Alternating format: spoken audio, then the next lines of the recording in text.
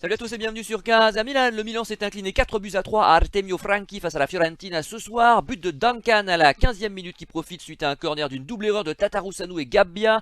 But de Saponara à la 46e d'une superbe frappe dans la lucarne de l'extérieur de la surface de réparation. But de Vlahovic bien servi par Duncan. Vlahovic qui dribble Tatarusanu et crucifie le Milan à l'heure de jeu. Réduction du score de Zlatan à la 62e sur une belle passe décisive de Bonaventura qui s'est rappelé au bon souvenir de son ancien club. Doublé pour Zlatan du gauche à la 67e sur centre en retraite Théo Hernandez. Quatrième but florentin de Vlahovic qui profite d'une erreur de Théo Hernandez à la 86e. Décidément, ça fait pas mal d'erreurs côté milanais ce soir. But milaniste de Venuti en fin de match contre son camp à la 96e. J'accueille ce soir Aristide et Félix. Salut à vous. Bonsoir. Bonsoir. Aristide, toi qui aimes les buts, tu as été servi ce soir. J'aurais été sûr que t'allais commencer par Bah ça. évidemment, évidemment, c'est la J'en private joke étais habituelle. certain. C'est le running gag. Ah, c'est toujours le même. Lui et Bakayoko, on s'en lassera jamais. Non, ouais. Honnêtement, c'était quand même un match assez comique pour le coup, parce que, comme tu l'as souligné, le nombre d'erreurs individuelles, c'était assez flagrant sur ce match. T'avais l'impression que la Fiorentina avait scellé le sort des Milanais à 3-0, et puis Bonaventura s'est rappelé au beau souvenir de Milan et il nous a relancé.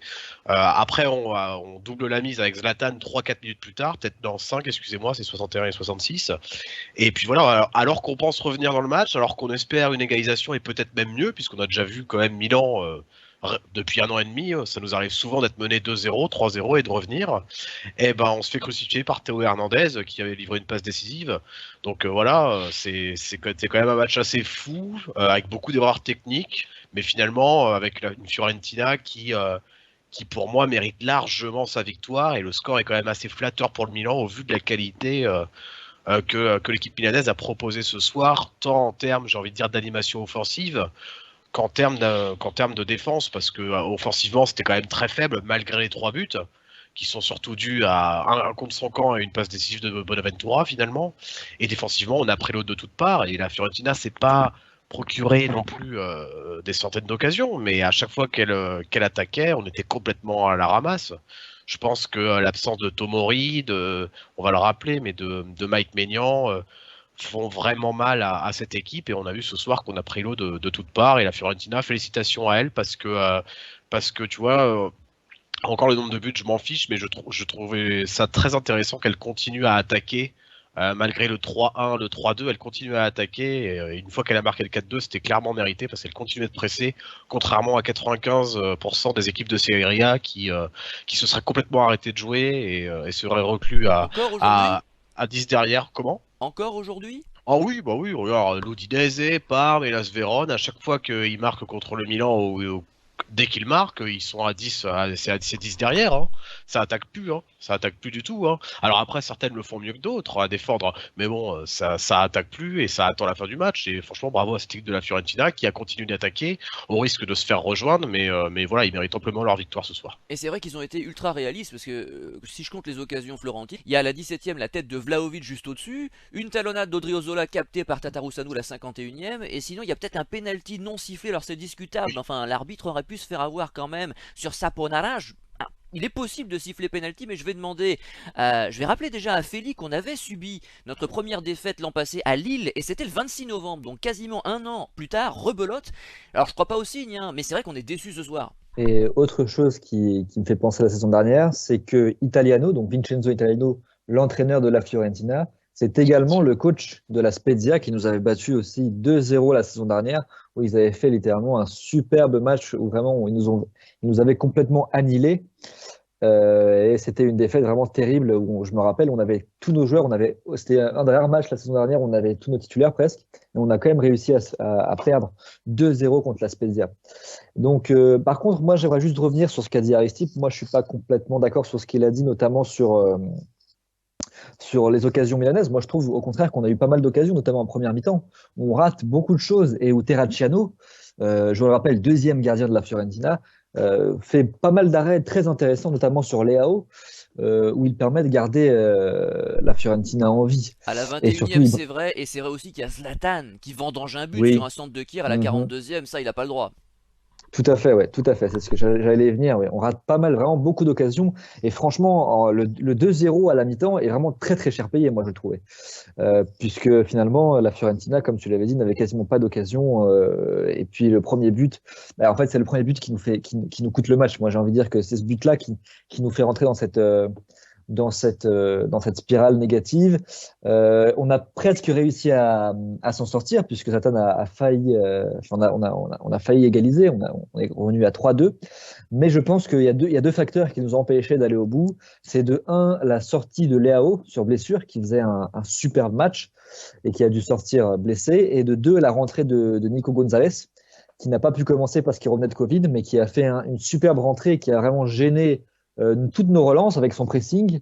Et puis, c'est lui qui amène ce dernier but qui nous crucifie, puisqu'il va presser Théo Hernandez et Théo Hernandez fait l'erreur. Aristide, on a également retrouvé ce soir d'anciens milanistes, Bonaventura bien sûr, dont on a parlé, et puis le très technique Saponara qui n'avait eu droit qu'à 5 bouts de match chez nous et qui nous a fait mal ce soir encore. Quel joueur! Oui, quel joueur, surtout contre nous, parce que bon, après, C'est ça. après c'est vrai que c'est le genre de joueur qui est très bien à la Fiorentina et je l'imagine pas au-dessus non plus. Hein. Faut pas non plus effectivement exagérer les performances de ce genre de joueur. Hein. C'est comme Destro, qui pour moi est très bien à Enfin, il a du Bologne. ballon quand même ce Saponara. À chaque fois que Ah je le vois, alors ça, je oui, le vois pas tous les jours, mais je remarque qu'il joue titulaire depuis quelques temps. oui, Hein. Et en oui. parlant de Bonaventura, d'ailleurs, je devais préciser, ça a été dit par le commentateur que Bonaventura était le mieux noté côté Fiorentina cette année, ce qui m'a surpris. Il a quand même 32 ans. Et j'en reviens donc à Saponara. C'est vrai que régulièrement, quand je le vois jouer chaque année, il nous fait quand même des gris-gris. Il est très bon balle au pied. C'est un bon joueur techniquement quand même. Hein. Ah bah techniquement balle au pied, si on prend juste ça, c'est bon, voire très bon. Mais tu vois, ça me rappelle un peu ce style de joueur. Bon, dans le même style italien, je pourrais comparer ça, enfin Saponara à Candreva, si tu veux. Tu vois, c'est pour moi, c'est un peu le même style de joueur. C'est voilà, des joueurs très techniques, etc. Mais qui ont tendance souvent à disparaître, qui n'ont pas un gros volume de jeu. Oui, il a été très bon ce soir. Après, il a été très bon. Je pense il est titulaire effectivement à la Fiorentina. C'est un club qui lui va bien dans le ventre mou, j'ai envie de dire, de la Serie A. Il en faut des joueurs comme ça, mais c'est vrai qu'il est intéressant. Et puis contre nous, comme tu le soulignes, il a toujours tendance à faire de sacrées performances. C'est pas le premier but qu'il met d'un intérieur du pied droit comme ça doit être le 2 ou 3e en quelques années quand même. Donc oui, les Milanais, c'est vrai que les axes milanais, bon, Saponara a quand même brillé ce soir. Bonaventura était bon dans le jeu, mais c'est vrai qu'il relance complètement le Milan ce soir. Et d'ailleurs, il sort très déçu. Bon, je pense que finalement, il va pas être déçu très longtemps parce que le score reste pour la Fiorentina. Donc c'est un moindre mal pour lui, ça c'est sûr. Réaction de Feli. Moi, j'aimerais juste revenir sur Sapona, qui est un joueur que personnellement j'adore et que j'aime beaucoup et que je suis depuis son époque à Empoli, où en Série B en 2012-2013, il me semble, il avait fait une saison à 20 passes décisives et 15 buts, enfin quelque chose comme ça, où il avait fait une saison énorme en Série B et justement à ce moment-là, le Milan l'achète. Et en fait, je pense que c'est un joueur qui malheureusement n'a jamais trouver l'entraîneur qu'il lui fallait. Et en fait, à l'Empoli, quand il a explosé, c'était avec Soussari, qui jouait alors en 4-3-1-2. Et Saponara était le milieu offensif de ce système-là. Sarri le voulait à Naples. Naples n'a jamais pu l'acheter. Mais je pense que s'il avait pu aller à Naples à ce moment-là, il aurait connu un tout autre destin. Un peu à l'instar de Jorginho, qui, grâce à Sarri, a pu prendre une nouvelle dimension. Je pense que Saponara, c'est un joueur qui lui a manqué cet entraîneur, où ce moment-là, où il explose complètement et se dévoile comme super joueur. Et là, je trouve que Italiano, bah, il le connaît depuis la Spezia, puisque la saison dernière, Saponara était en prêt à la Spezia. Il avait fait aussi une bonne saison. Et là, il l'a gardé à la Fiorentina. Et je pense que ce rôle de milieu offensif excentré à gauche lui va bien. Mais maintenant, pour lui, je pense que c'est trop tard. Mais c'est vrai que ça reste toujours un joueur très élégant. Après, il est irrégulier et souvent, comme l'a dit Aristide, c'est très vrai, il se dévoile beaucoup contre nous, puisqu'on est sa cible favorite en Serie A. Il a mis 4 buts contre le Milan déjà, et il n'en a jamais mis plus de 2 contre aucun autre club. Donc effectivement, je pense qu'il a une petite dent contre nous et son passage à Milan ne s'est pas forcément bien passé. Mais je suis content qu'on en parle parce que c'est un joueur que j'aime beaucoup. Et bon, malgré la défaite, voilà, c'est une petite satisfaction du soir, puisque il a enfin une espèce de reconnaissance, même si elle est tardive. Il faudra vérifier, mais je crois me rappeler qu'il avait connu sa première titularisation au Milan contre l'Inter, lors du derby. Et je crois même qu'il avait été plutôt bon. Voilà, c'est à vérifier, mais je crois me souvenir de ça parce qu'on avait fait l'émission et ça m'avait marqué. On va passer aux individualités précisément. Aristide, quel est l'homme du match côté milanais? C'est tellement compliqué. Je vais aussi un joueur que j'ai bien aimé. D'ailleurs, j'ai pas compris sa sortie à la place de Florenzi. C'est Pierre Calolou.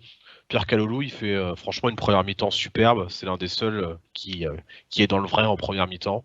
J'ai noté d'innombrables interceptions à la 35e, 36e, 44e, 53e aussi. Et voilà, il sort à 56e minute pour un Florenzi qui n'a strictement rien apporté. J'ai presque envie de dire une fois n'est pas coutume, mais quand même. Non, Pierre Calolou, franchement, il m'a rassuré ce soir. Je trouve que en lieu et place de Calabria, il est quand même très intéressant et il fait bien l'intérimaire. Et c'est quand même, quand tu vois d'où partait ce joueur l'année dernière, alors qu'on pensait même qu'il n'allait jamais jouer un match professionnel, enfin dans l'équipe première, j'ai envie de dire, avec le Milan, et qu'il n'arrivait même pas à se démarquer, si tu veux, dans la Primavera. Je me demande, c'est vrai il a parcouru quand même un chemin assez incroyable. C'est d'ailleurs un des chouchous des tifosi, hein, parce que c'est vrai que c'est un joueur un joueur voilà qui donne tout, que les tifosi aiment beaucoup parce que voilà il est jeune, il est quand même intéressant et même sur les forums d'ACM Zone, c'est vrai que c'est un joueur qui revient souvent dans les bonnes surprises. Donc voilà, je voulais souligner son match parce que c'est l'un des seuls à avoir joué juste et de A à Z ou presque ce soir. Pour Feli, je parie sur Léao. Excellente déduction. C'est vrai que Kalulu a fait un très bon match et pareil, j'ai pas compris sa sortie. Et je comprends totalement qu'il soit le chouchou des supporters parce que c'est un joueur qui donne tout, qui parle pas beaucoup, qui accepte son rôle de second couteau et qui le remplit à merveille, hein, puisque comme à droite comme à gauche, il fait des très bonnes prestations et c'est vraiment une très bonne surprise. Mais effectivement, Leao, c'est mon top du match. Pourquoi? Parce que c'est le danger principal de notre équipe. Toutes nos actions viennent de son côté. Enfin, c'est fascinant à quel point il a ce dribble où très, très aisément il se défait de 1, 2, 3 joueurs et puis il permet au jeu d'avancer. Et comme j'ai dit tout à l'heure, c'est sa sortie qui marque vraiment la fin de notre match parce que jusqu'à là, il permettait de ressortir tous les ballons. Chaque ballon qui touche, c'est dangereux. Et je suis content parce que je vois enfin ce que je pouvais entrevoir quand il est arrivé chez nous. On voyait déjà ces qualités-là, mais il n'a jamais pu les faire comme il devait. Et là, cette saison, il explose enfin. J'espère que ça va durer parce que on est d'accord, là, il est enfin régulier. Alors, certes, il y a encore des fois où devant le but, bah, il n'est pas assez incisif, il tire pas assez rapidement, il a trop d'hésitation, mais jusqu'au dernier tir du terrain, c'est vraiment un monstre. Et pour moi, c'est vraiment notre joueur, un de nos joueurs avec un des plus hauts potentiels. Enfin, vraiment, on se rend pas compte, mais il est vraiment très très jeune, comme la plupart des autres, hein, mais c'est vraiment un joueur très très jeune. Il a encore beaucoup de marge de progression. J'ai vraiment beaucoup d'espoir pour qu'il monte encore quelques crans et s'impose comme un des tout meilleurs joueurs à son poste, hein, et je parle de niveau européen là. Donc voilà, Léao pour moi top du match. C'est vrai que si l'on accepte les attaquants de pointe, Aristide, le Milan est particulièrement jeune cette année, hein, ça on va pas se mentir, on a vraiment des joueurs, des vrais espoirs, hein, dans cette équipe et c'est très prometteur pour l'avenir. Quelle est ta bonne surprise s'il te plaît? Bon, je vais aller citer les AO pour reprendre ce que dit Feli. C'est vrai que bon, il n'a pas tout fait impeccablement, hein, mais bon, comment lui reprocher ces quelques gestes en trop, ces quelques centres ratés, quand finalement c'était le seul à vocation offensive à faire quelque chose. C'était le seul qui pouvait apporter le danger, pardon. Et c'est d'ailleurs le seul qui a apporté le danger, hein, sur ses nombreuses frappes, sur ses nombreux dribbles, centres, parce que ce soit Ibra ce soir, Diaz qui a été complètement transparent ou encore Selmakers, du coup dans les 4 joueurs à vocation offensive, t'avais que lui, quoi. Et encore Ibra, bon, il peut sauver sa piètre prestation avec 2 buts, mais bon, sinon pour le reste c'était que les AO, quoi. Alors après je serais un peu moins dithyrambique que Feli parce que c'est vrai qu'il y a aussi pas mal de rater. Et ce soir, s'il est un peu plus, s'il est un peu plus tueur devant le but, il peut repartir avec 1 ou 2 buts rien qu'en première mi-temps. Après, on peut pas lui reprocher ça parce que Ibra a raté 2 fois plus que lui et est censé être quand même le tueur de l'équipe. Donc non, les AO, c'est vrai que c'est encore une bonne surprise et il continue dans sa lancée de cette saison et c'est très bien. Feli. Et avant de dire la surprise, j'aurais juste parlé de Léao et c'est vrai que c'est dommage que Rebic s'est encore blessé parce que je trouve que les deux joueurs pourraient et devraient même jouer ensemble parce qu'ils peuvent le faire et c'est vraiment deux armes offensives qu'on a qui sont très bons cette saison. Malheureusement, le Croate a des inquiétantes tendances à se blesser de plus en plus. Moi, j'ai l'impression. Et encore, enfin, c'est vraiment dommage Et jouer de se passer ensemble de ça, avec un quoi. en pointe. Avec un en pointe ou un à droite, hein. Moi, j'imagine très bien Ah Rebic. Enfin, d'accord. c'est dommage. Ok. On l'a jamais essayé, mais moi je vois bien Rebic pouvoir, parce qu'il a déjà joué en sélection. C'est un poste qu'il connaît bien, même avant. Il jouait souvent à droite. Et il n'a jamais eu l'occasion de le faire à Milan, mais vu la pénurie enfin, pas la pénurie parce qu'on a des joueurs, mais ils sont mauvais. Vu le manque de qualité qu'on a à droite, je pense que ça aurait pu être intéressant de voir les deux ensemble sur Je le terrain. précise qu'Erko devait venir Malheureusement, ce soir, mais finalement, oui. finalement il n'est pas des nôtres, donc tu en profites. Bon, qu'est-ce que tu veux, c'est la vie. Et alors, quelle est ta bonne Voilà. surprise? Ma bonne surprise, bah moi c'est l'inverse. Hein. Je vais pas m'étaler, c'est Kaloulou, hein, même si c'est plus vraiment une surprise. Mais c'est plaisant de voir qu'on est sur ce côté, sur ce côté droit, on a deux bons joueurs, un peu à l'instar de côté gauche offensif. Voilà, à droite défensivement, bah, on a deux joueurs solides sur lesquels on sait qu'on peut compter. Parfait, passons à la déception d'Aristide. La déception, alors j'aurais été, je vais pas mettre un jeune qui a pas été qui a pas été titulaire pardon depuis longtemps parce que ce sera un peu dur sur ce match. Donc je vais mettre Tatarou Sanou. Pourquoi Tatarou Sanou? Parce qu'il sort d'un fabuleux match contre l'Inter où il nous a sauvé le match avec un penalty notamment arrêté sur Lautaro Martinez. Et là ce soir, pour reprendre ce qu'a dit Feli tout au début de l'émission, ou c'est toi MJ, je sais plus, c'est qu'effectivement le but qu'on prend dès la 14e minute, c'est l'élément déclencheur de ce match un peu fou et puis finalement qui est le symbole du match, ce premier but, parce qu'il y a tellement d'erreurs, si tu veux, individuelles que Tatarou Sanou il lance un peu le spectacle, quoi. Le triste spectacle, dirais-je. Donc non, surtout que sa prise de balle, elle a l'air sûre à la base. C'est pas comme s'il allait chercher un ballon, si tu veux, les bras complètement en l'air, en extension, en retombant. Il avait l'air de contrôler le truc et puis je sais pas, en voulant mettre le ballon, faire un rebond pour la capter encore mieux, il l'oublie totalement. Et Gabia d'ailleurs ne réagit pas du tout, réagit très mal en voulant protéger le ballon.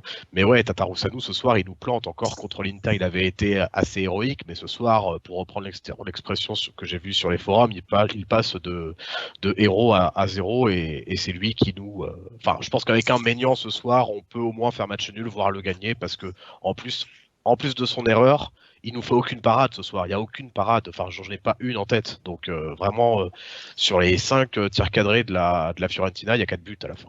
Feli. Oui, je rejoins Aristide, même sur le dernier but de Vlahovic, franchement, la balle, elle passe pas loin de lui. Enfin, moi, je suis convaincu qu'avec un Maignan et un Tomori ce soir, le score aurait été tout autre. Mais pour changer un petit peu, et puisqu'il n'est pas là, moi, je vais attaquer Saelemaekers, puisque je trouve, moi, que depuis, je pense, le match où il est rentré, il a fait deux passes décisives, enfin, une passe décisive. Depuis ce moment-là, enfin, Saelemaekers, c'est vraiment des matchs horribles. Excepté, bah, bizarrement, en sélection. J'ai pu voir quelques trucs, quelques petits commentaires passés où on disait qu'il était vraiment bon en sélection, mais avec le Milan, c'est vraiment le néant, quoi. Techniquement, dès que un bloc est recoupé, ben, on le voit plus parce que bah, il sait pas faire un dribble. Il est un contre un, il les joue pas. Si c'est pas une contre-attaque. Et puis, bah, ce qui est effarant, c'est pour un ailier droit qui est droitier, c'est qu'il ne sait pas centrer. Le gars, son pied droit, il l'utilise que pour faire des passes, quoi. Il ne sait pas centrer. C'est vraiment effarant. Et donc, pour moi, il est urgent de recruter un vrai joueur à ce poste, puisqu'on a vu que Messias, son entrée était transparente. Je ne vais pas taper trop sur Messias, parce que bon, je pense on attend pas grand-chose. Ni d'ailleurs sur Florenzi, on a vite compris que ce n'était pas un piston, un ailier droit. Donc, faut vraiment agir vite sur le mercato de janvier si on veut pas être largué, non pas par le titre, parce que pour moi, je ne crois pas au titre, mais ne serait-ce que pour le top 4. Réaction d'Aristide, et puis tu pourras nous parler des mentions particulières. On n'a pas encore parlé du Capitana de ce soir, peut-être qu'il y aura un mot à dire là-dessus. Ah oui, oui, en effet. Pour rebondir sur ce que dit Feli, en effet, c'est le Makers. Comme disait Feli, ok, il passe pas en 1v1, c'est pas quelqu'un qui provoque, contrairement à Léao. Mais ce qui est plus embêtant, c'est qu'en plus de ne pas provoquer, de ne pas passer en face à face, si tu veux, quand on a la possession à 70%, comme à peu près ce soir, on va dire, c'est qu'il ne s'est pas centré. Donc il ne s'est pas centré du droit, il ne s'est pas centré du gauche. Il a quand même une vision de jeu pas toujours excellente non plus. Donc en fait, il reste rien. S'il te reste ni les tirs, ni les centres, ni les dribbles, il te reste vraiment rien. Et c'est vrai que ça fait quelques matchs depuis effectivement cette fameuse entrée où il avait quand même transformé l'équipe avec Théo Hernandez, je crois. Mais oui, ça fait quand même quelques matchs qu'il ne propose rien. Alors effectivement, il n'y a pas finalement. Enfin, je veux dire, il perd pas non plus. Il récupère quand même des ballons. Il perd pas beaucoup de ballons, mais finalement, il propose rien, quoi. C'est que des passes en arrière ou des centres ratés. Donc, et puis comme il n'y a pas de tir, ça devient vraiment embêtant. Et c'est vrai que ça fait vraiment écho à ce que fait Léao à gauche, parce que Léao, c'est tout le contraire. Et malgré les défauts de Léao, qu'on ne peut pas ne pas voir aujourd'hui, parce qu'il reste quand même de nombreux défauts dans ses prestations. On peut que saluer ses performances parce qu'il donne toujours tout, parce qu'il provoque et parce que le danger peut venir du côté gauche. Et c'est vrai que c'est quand même assez dommageable, et on en reviendra toujours à ce mercato qui est rétrospectivement plutôt raté. Et enfin pour Kessié, pardon, et le Capitana. Oui, donc c'est Kessié qui a été nommé capitaine ce soir à la grande Oui, surprise c'est ça, c'est générale. plus que la prestation de Caissier, c'est vraiment sur ce point que je voulais insister, parce que c'est quand même un type qui est en train de vendre sa maison, s'il ne l'a pas déjà fait, qui va Ah oui. vraisemblablement partir en décembre, ou en janvier, pardon, et qui en fait est capitaine ce soir. Mais c'est scandaleux, non? Bah, j'ai reposé une question sur ta question. Est-ce que c'est la première fois qu'il est capitaine, ou est-ce qu'il a, pour moi, il n'a pas été habitué à être capitaine. On est bien d'accord. Ça a dû arriver peut-être une ou deux fois quand il y avait des absents, mais pour moi, il a jamais vraiment été capitaine. Question, on est bien d'accord Oui, là-dessus. oui, c'est ça, enfin, il va être peut-être dans la hiérarchie 3 ou 4ème, j'en sais rien, mais Oui. le vrai scandale c'est qu'il s'en va. On sait qu'il ne restera pas, donc on donne pas le brassard à un type comme ça, c'est pas possible. Bah, après, on a quand même, alors c'est pas tout à fait comparable, mais regarde ce qu'on a fait avec Donnarumma l'année dernière. Et, on a eu le même souci, Ah et mais pourtant c'était il pas avait tout mieux, le hein. temps le brassard. Oui, c'était pas mieux. Après, il y avait quand même, enfin, l'excuse de Donnarumma, c'était quand même qu'il avait déjà eu le brassard de capitaine. Et c'est pourquoi je posais cette question, avant même d'avoir ces histoires de renouvellement ou non renouvellement de contrat.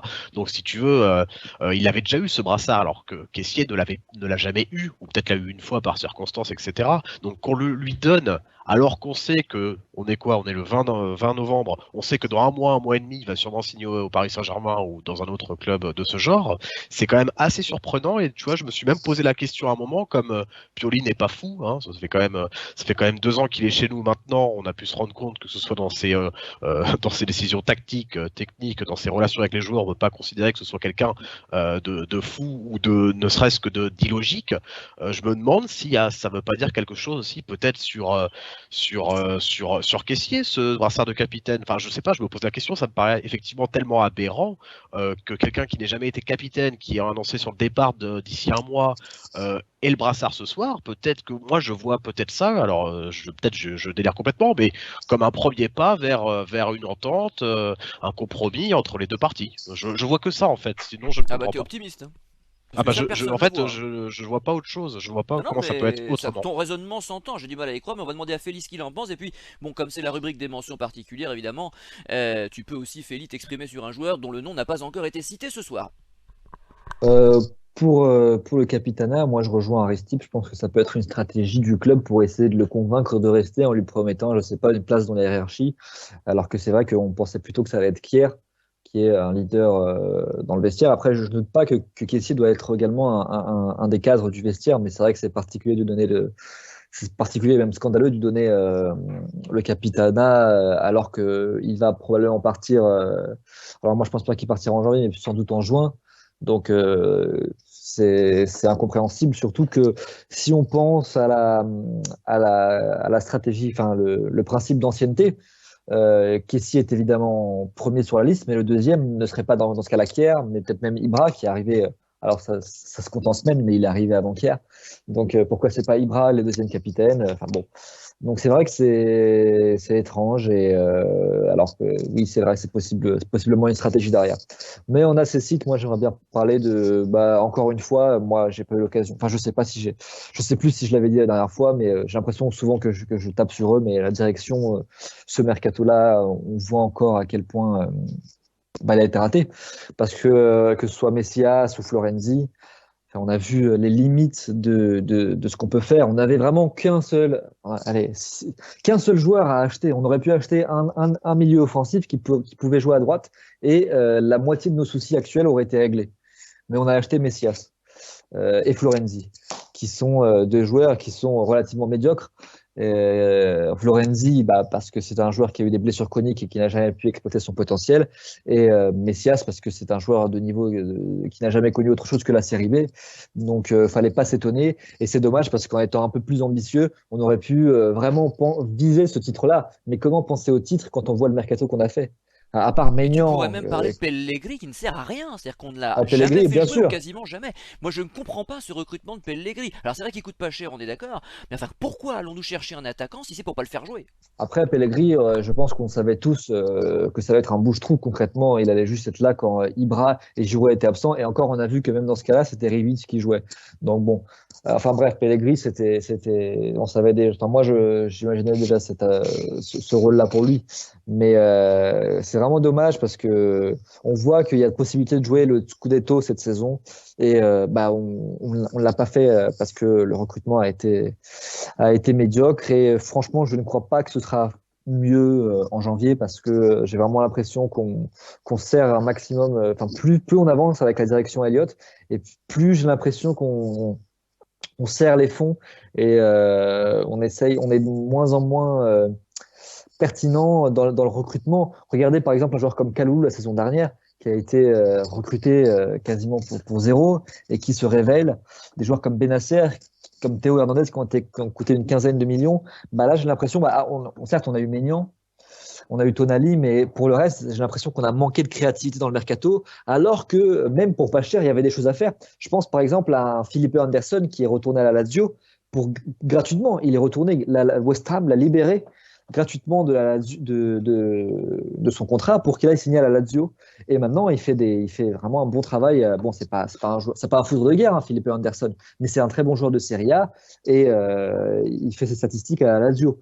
Donc bon, c'est une idée entre autres, hein, mais je veux dire que voilà, on a manqué de créativité ce mercato et d'ambition surtout. Et puis voilà, on le paye maintenant. Et encore une fois, moi je le répète, je ne crois pas au Scudetto avec l'effectif qu'on a. Et je ne parle même pas des blessures qui sont autre chose.